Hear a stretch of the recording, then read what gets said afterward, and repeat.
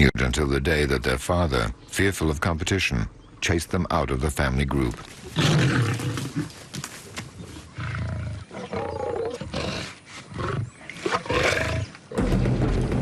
Overnight, the adolescents were thrown into the greatest challenge of their lives. They now have to come to terms with fending for themselves in a world of which they know nothing. They have to establish their hunting territory despite two handicaps. They are male, and therefore not so good at hunting, and they still have their milk teeth. After a long march to put some distance between them and their dreaded father, the cubs discover a stretch of water. Instinctively, the twins sense that their prey will come to drink here. This, then, will be their hunting ground, their paradise. What they don't realize is that this territory already has its masters. They have taken up residence in the antechamber of hell. The lords of the manor, the real kings of the jungle, chose straight away who's boss around here.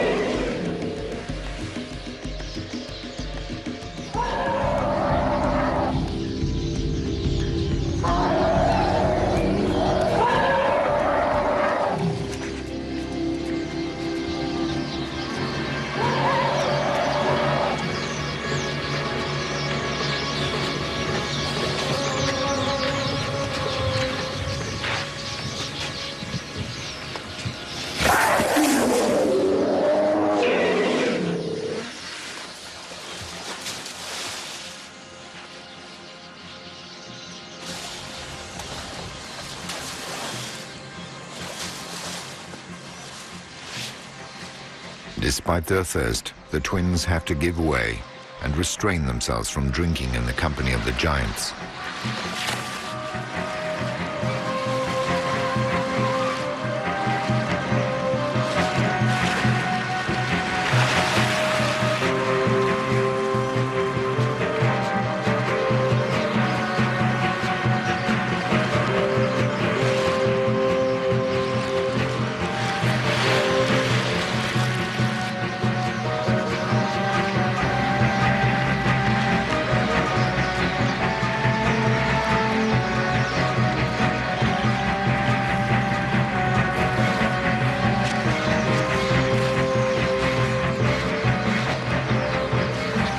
After the elephant's bath, the lion's torment comes to an end at last.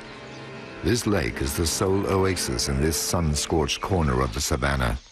Not a drop of rain has fallen here for years.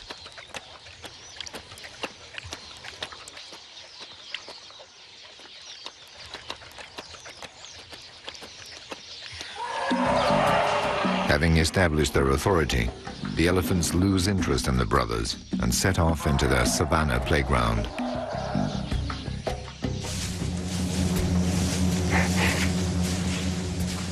The twins discover the other tenants, a dozen white rhinoceros brought together by the famine. These usually solitary beasts have taken refuge around the lake in search of the last few patches of greenery to graze on. The twins have never seen rhinoceros before.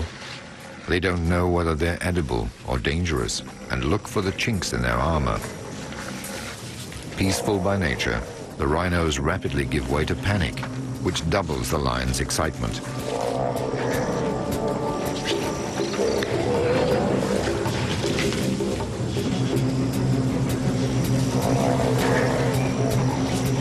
Little by little, the rhinos become aware that the lions are no danger to them and stand their ground.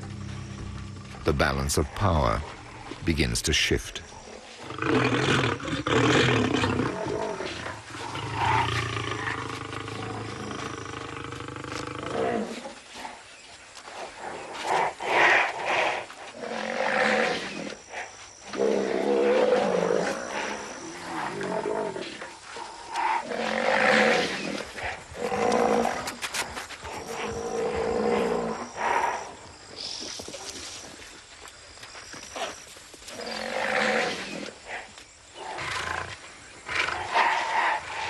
The rhinos are insistent.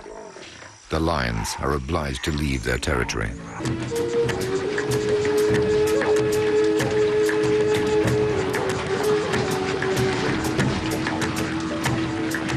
herd of buffalo, hungry and thirsty themselves, hurtles towards the sole source of water. The other animals, even the more powerful rhinos, get caught up in their fearsome charge.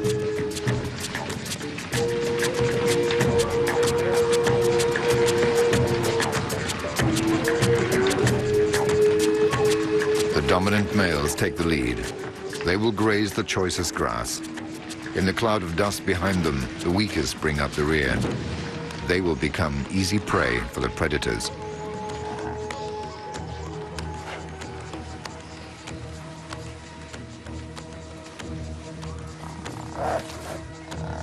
The buffalo are highly attracted to the hindquarters of the females.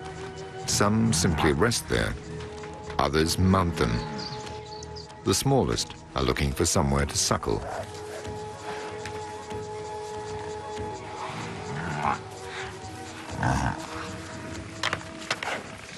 The males test their strengths on one another. Only the strongest will have the right to mate with the females.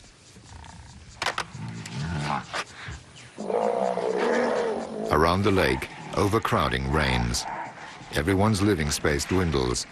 A new balance has to be established with fang and horn. The cubs have eaten nothing for a week. The presence of the buffalo sharpens their hunger. But this time the twins do not give up. They challenge the serried horns. They look for prey who show signs of weakness, but the dominant buffalo protect their family. While one dominant male faces off and distracts the lions, the herd imperceptibly surrounds them.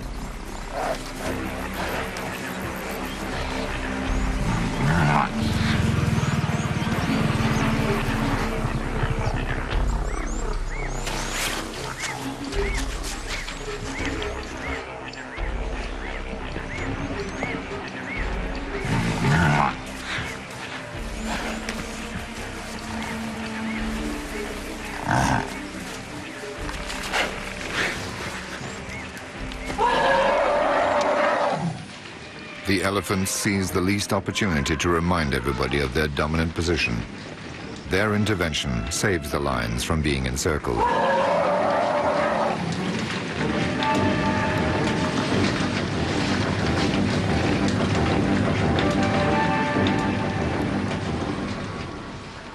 Finally, the lions find easy pickings.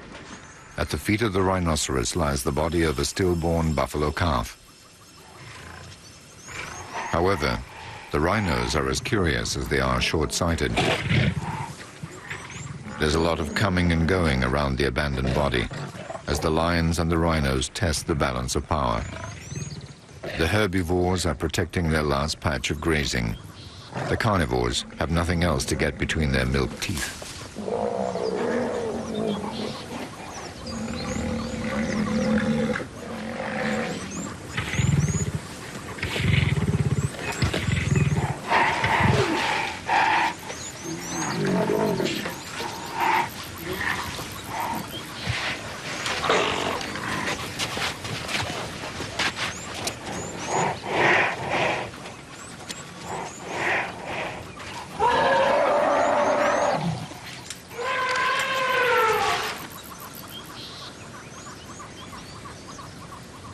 Reduced to scavengers, our lions are falling some way short of their reputation as predators.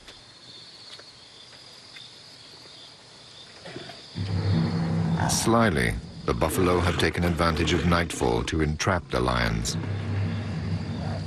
The menacing scent of the young lions clings to their nostrils. With outstretched necks, they show their hostility to these scavengers.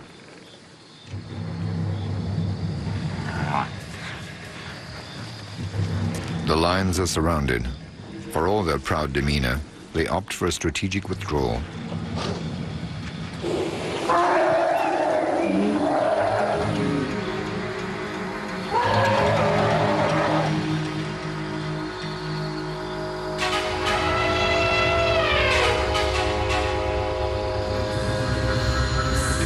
The exhausted twins can only dream about the tender flesh of a stillborn buffalo calf.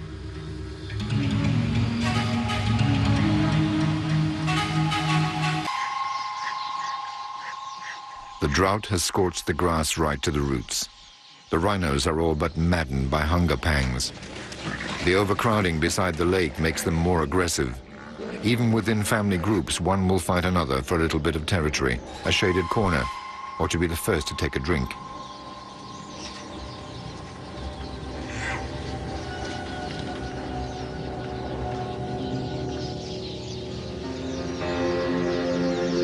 The baking heat exhausts the animals beside the ever-shrinking waters of the lake. It's siesta time, a time for truces. The animals watch each other, too weary to start a fight or to assert their place in the pecking order. Their only concern is to cover themselves in mud to keep the sun off.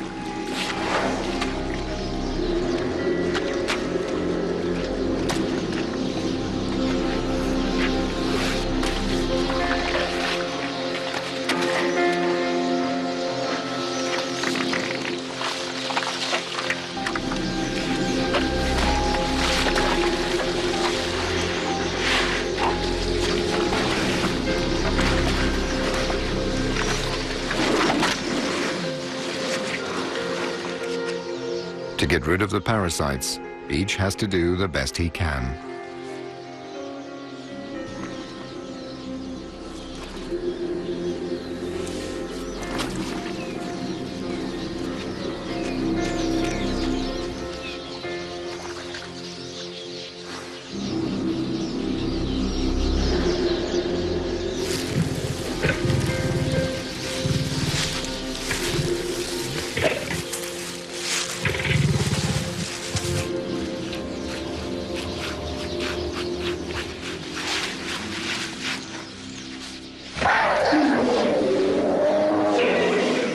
When the hottest hours are past, the elephants sound the reveille.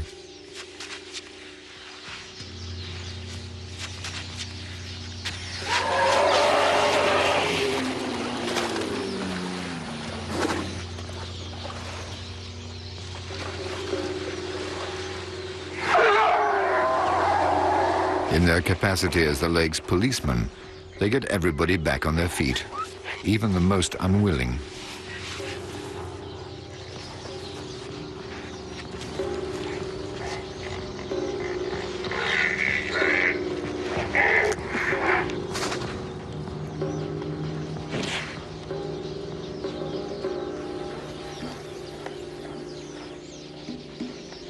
The rhino's horns are covered with wounds and scars.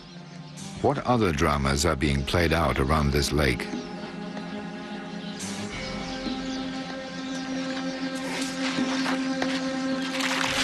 In fact, the atmosphere is seething with overcrowding and sensuality.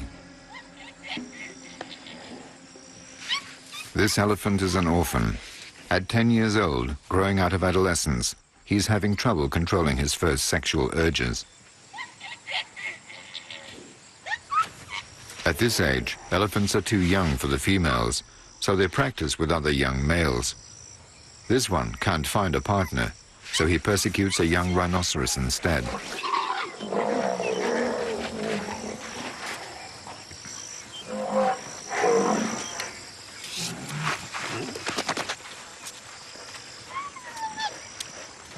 With no family, no adults to moderate his behavior and serve as role models, he adopts unusual patterns of behavior. Normally, the rut lasts a few days each year. However, the absence of adults makes him precocious and extends it to 3 months. The elephant's behavior even becomes cruel. There are no forbidden games in the savannah.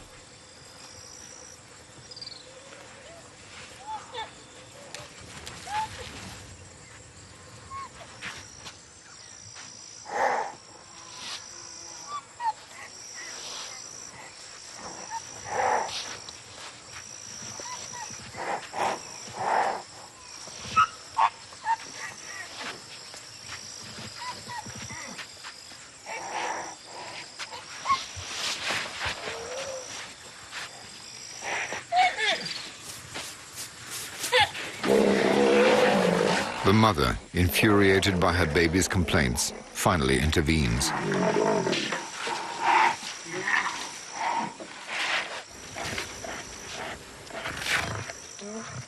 At first, the rhino only amuses the elephant, who is delighted to have a playmate.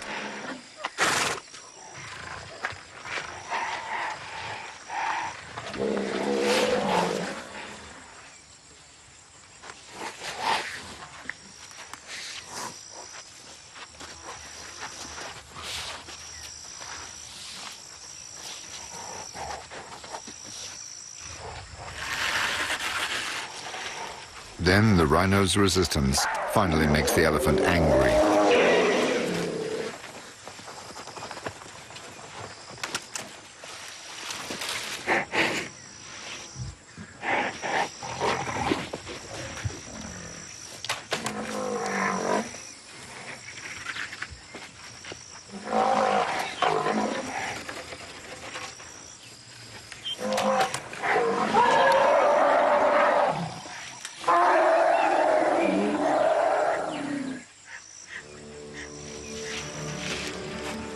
After he's calmed down, the elephant returns to a young female with whom he has a special emotional attachment, but who's too young for a sexual relationship.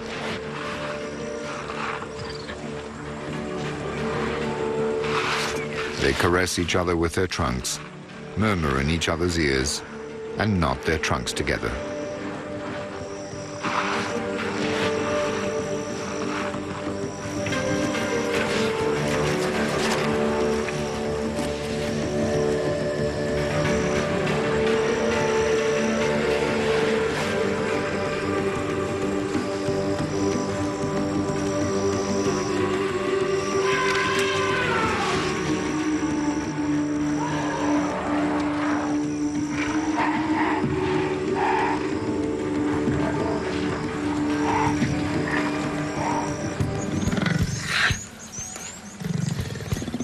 A young leopard, too, has been forced by hunger into territory beside the lake.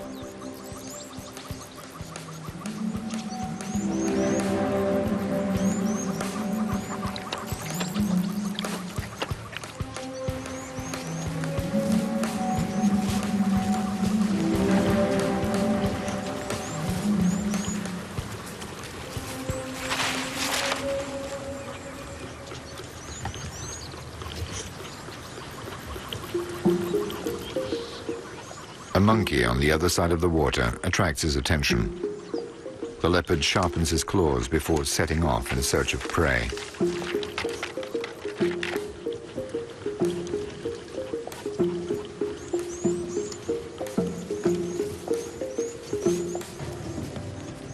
The leopard is a solitary and timid animal who needs to live hidden in the trees. When he moves across the savannah, he does so cautiously, shoulders hunched. Any large animal frightens him. However, he's exceedingly cunning and dangerous. Unlike the lions, this young predator already has adult teeth, but he has one handicap. He hasn't yet enough strength to lift his prey.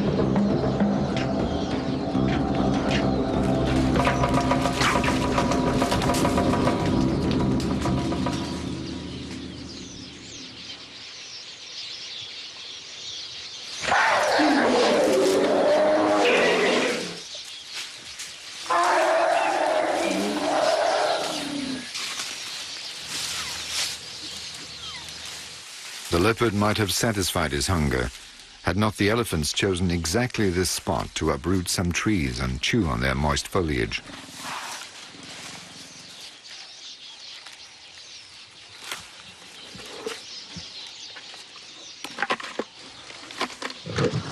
Fear makes the leopard clumsy. His heavy prey might slip from his grasp.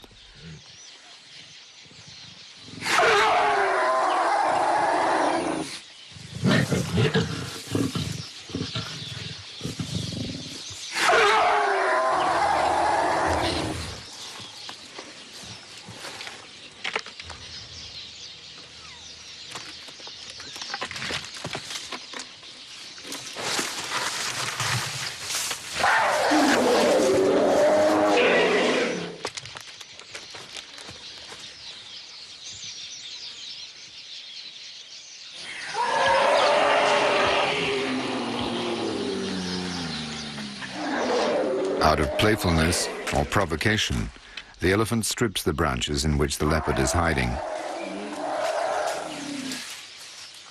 Then he tires of the game and goes on his way.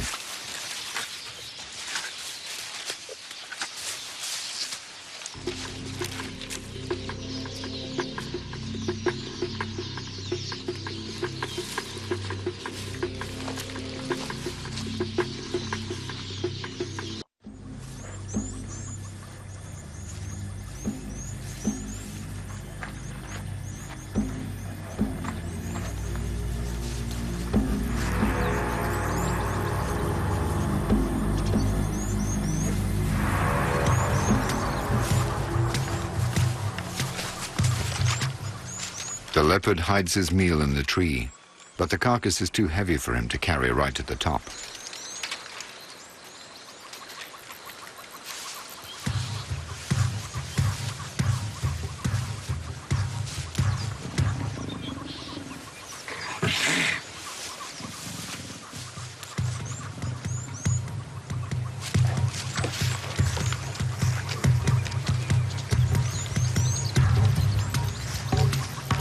Once again, the young leopard drops his prey.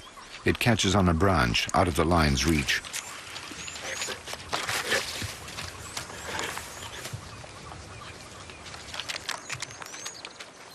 The leopard has good reason to fear the lions.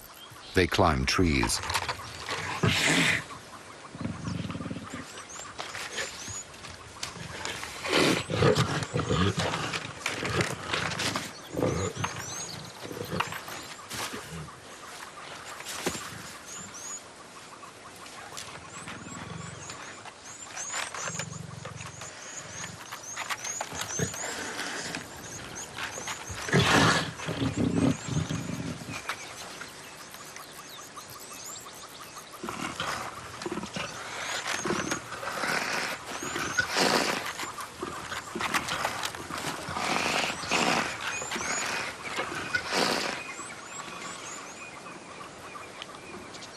Our lions may still be pilferers and scavengers, but at least they're getting good at it.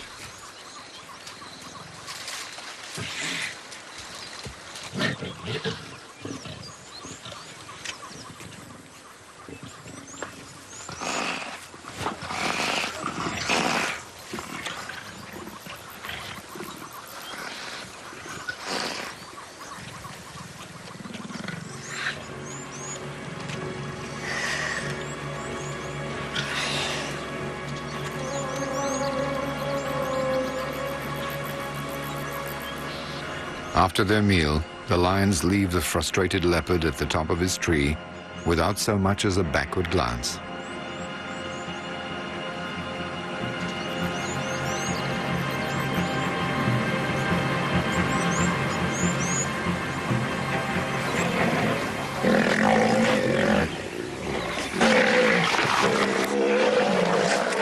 The rhinos are on heat. Irritated by the drought and the rampant overcrowding around the lake, the males just don't know who to attack next. They face a fight on all fronts before they can get hold of the females.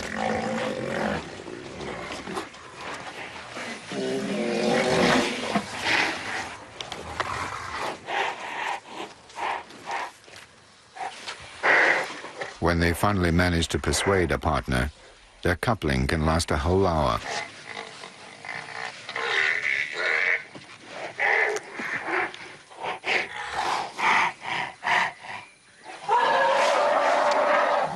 The elephant interrupts the ceremony. The rhino reacts by pushing the elephant into the lake. Relations between the two species reach breaking point. The animals are wearing themselves out, trying to preserve a minimum of space.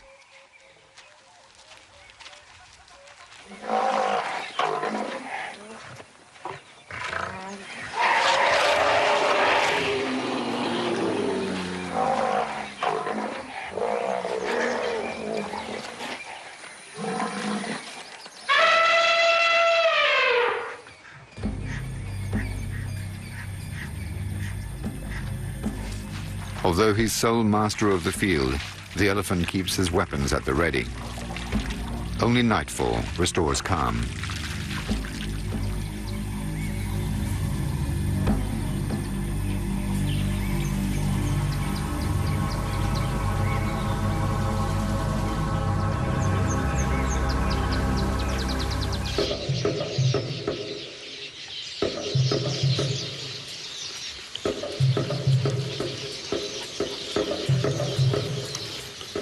The leopard is still hungry. He needs to find food at all costs.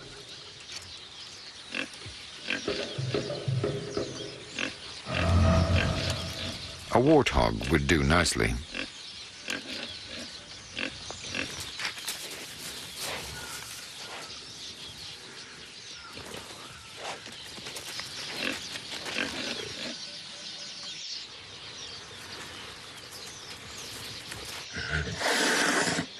The leopard has picked up the scent of the lions. For obvious reasons, he wants to avoid them.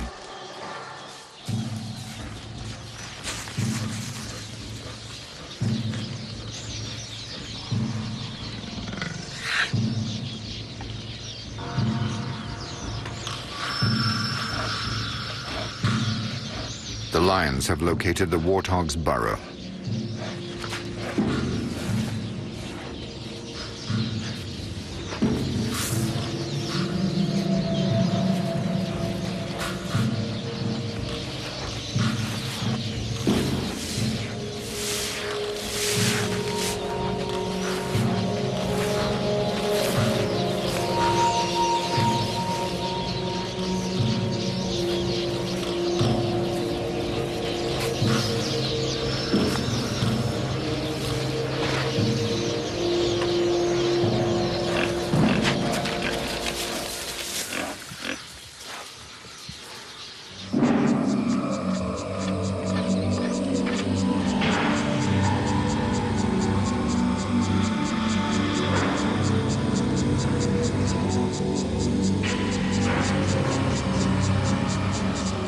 The lion's best chance of success is to surprise their prey from upwind.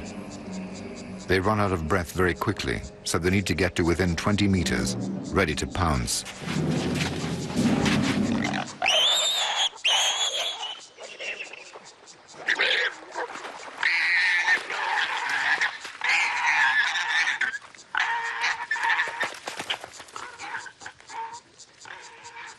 The cubs, whose milk teeth are no longer than a cat's, cannot deliver a fatal blow to the warthog and have to smother it slowly in an embrace that mingles sensuality and death.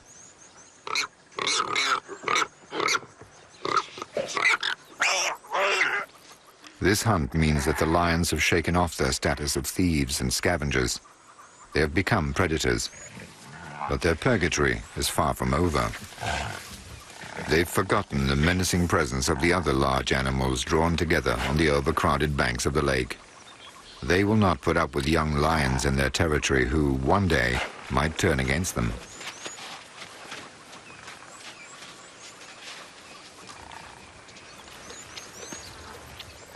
The cubs are obstinate, however, and go on with their meal.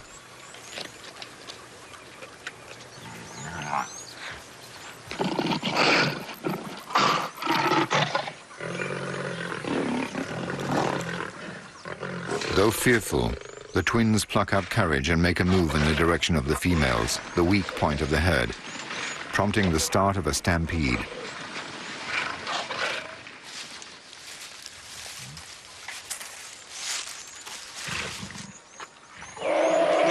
The lords of the jungle take their turn to inspect the lion's meal.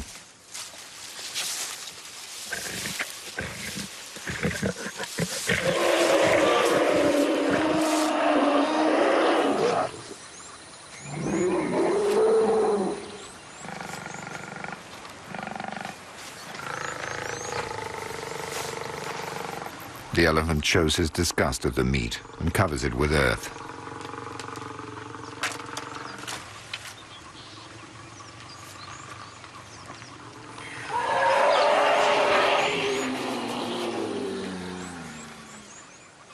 In the jungle of real life, the lion is not king. Far from it. The leopard has been watching the confrontation. He's spotted the carcass abandoned by the lions. But he's wary of the other large animals still present and has to trick them to get his claws on the carrion.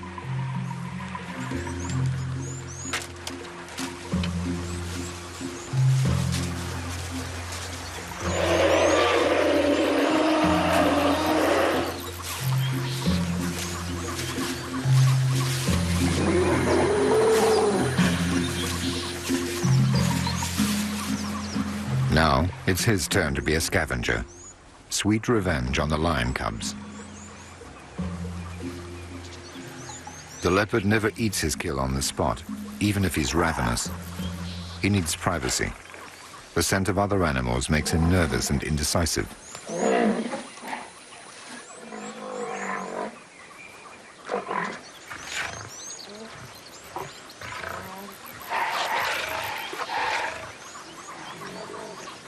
Once again, the carcass is too heavy for him.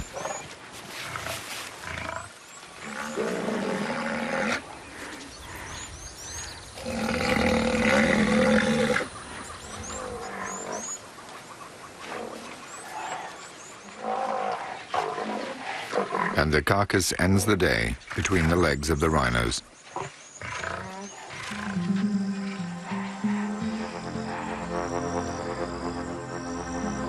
The predators remain watchful and wait quietly for the suffocating heat of the sun to fade before they move in.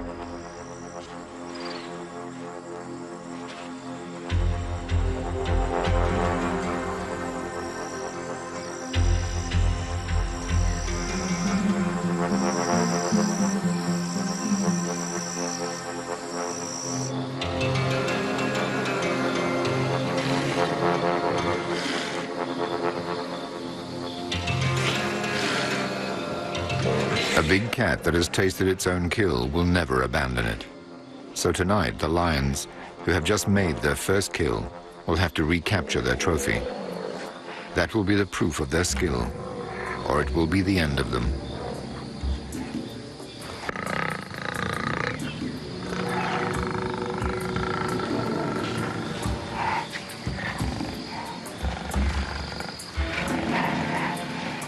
The remains of the warthog are trampled underfoot by the rhinos and the elephants, who form an impregnable fortress of horns and tusks.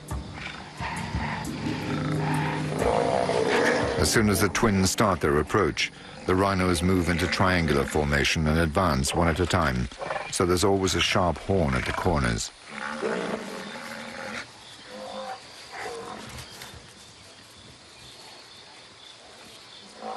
The lions reach the center of the fortress and find their kill at the feet of two rhinos who are not yet ready to give up the field.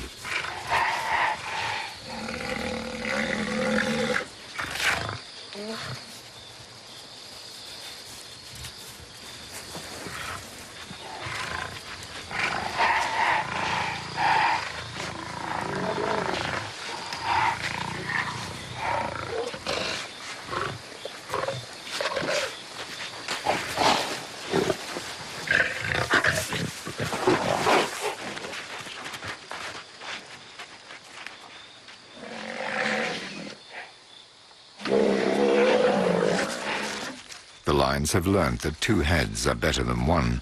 One draws the rhino away, while the other snatches the carcass.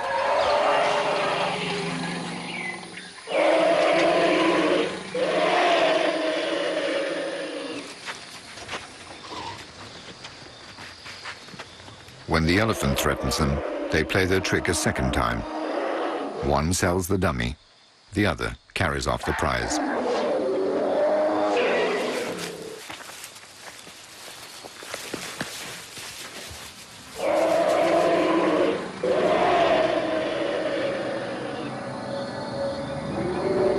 Tonight, the twins will finally be able to eat their first kill.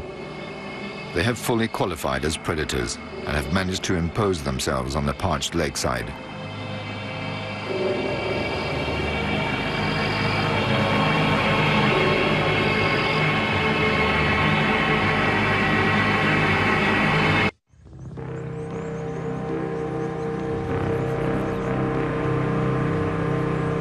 One year later, the sun has nibbled away still further at the South African savannah.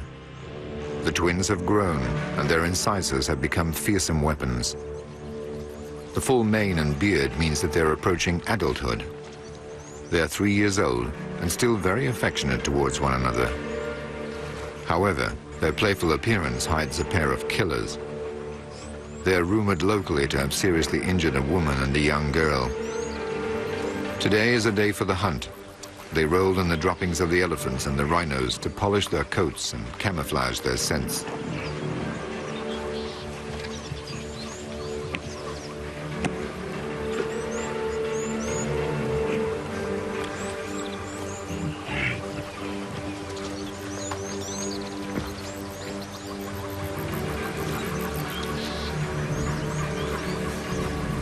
Every 2 or 3 days, the lions start to feel hungry and roam their territory in search of food. The twins reach the lake, still receding because of the drought.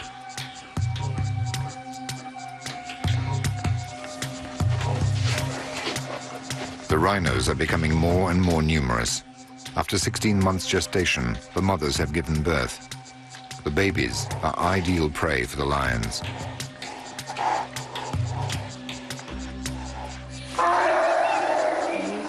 They are also the ideal target for the elephants' games.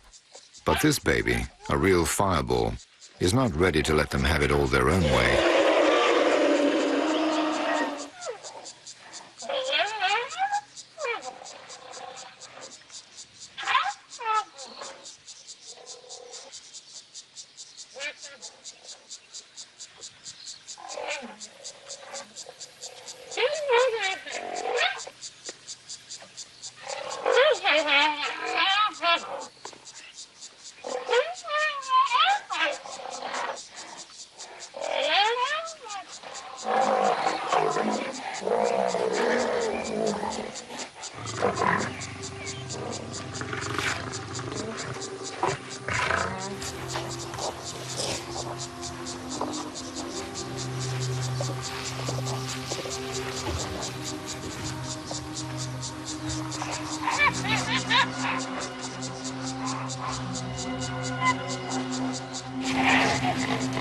The young rhinos have grown and are no longer giving in to the sexual advances of the elephant. The elephant, still guided by the need to ensure his control over his territory, seems to take pleasure in knocking the rhinos down like ninepins. The more, the merrier.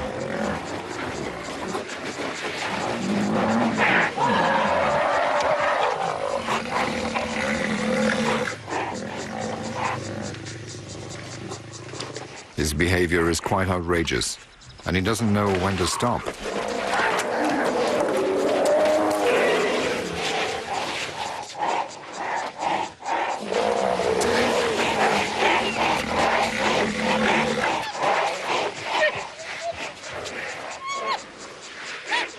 The rhinos are seething with anger.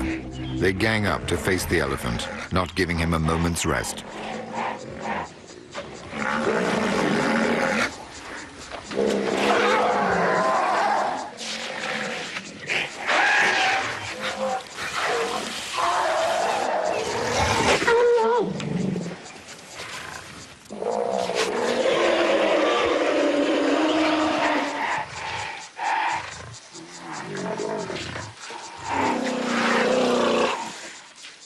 Covered in cuts, the elephant abandons the field to the rhinos. The mob have overthrown the Elephant King. That night he takes out his anger on the trunks of trees. For a while, he disappears from the lakeside.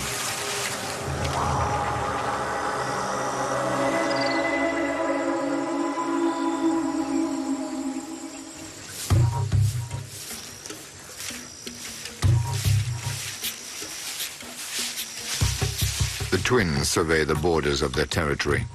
They're nervous. They've picked up the scent of urine of other lions.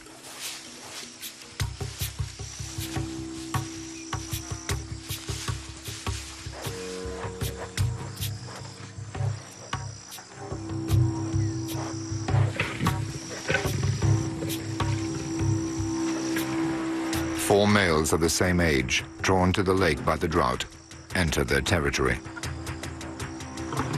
They're scared of each other. They sniff at each other. They threaten. They try persuasion or a show of force.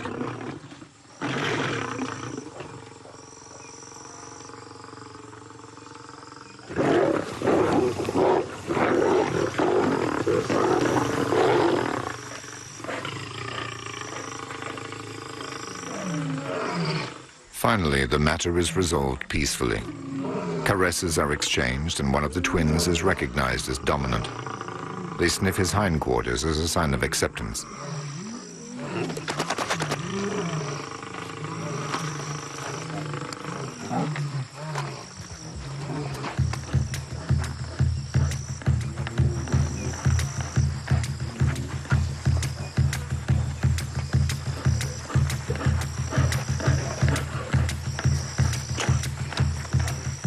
Unity is power, and the lions are instinctively aware that they will be increasing their chances of making a kill.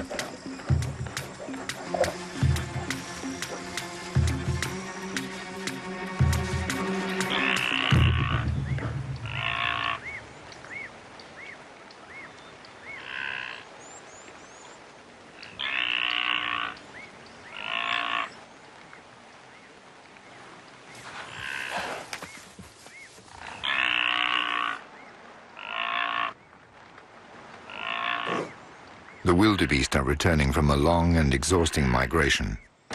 Their route takes them past the lake, but they won't be stopping long. For the lions, it's now or never.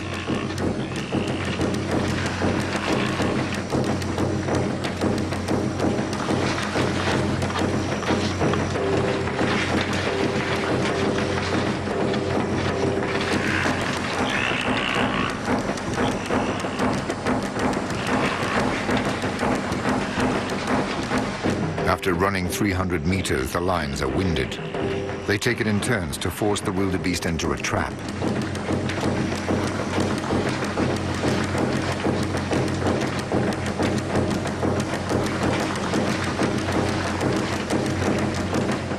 Just when it seems the wildebeest have outrun their pursuers, they fall into the ambush laid by the twins.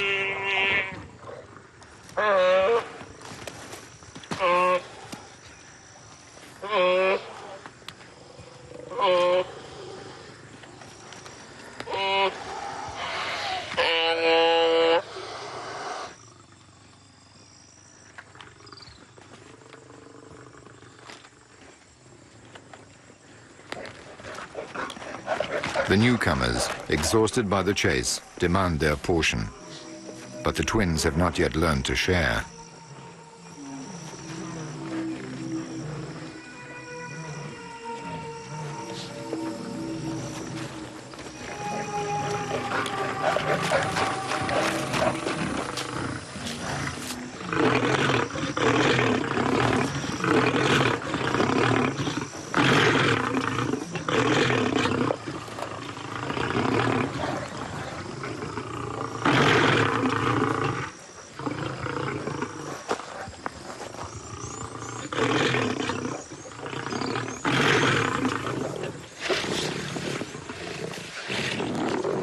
The 6 young predators seal their alliance with blows of the paw and ferocious stares.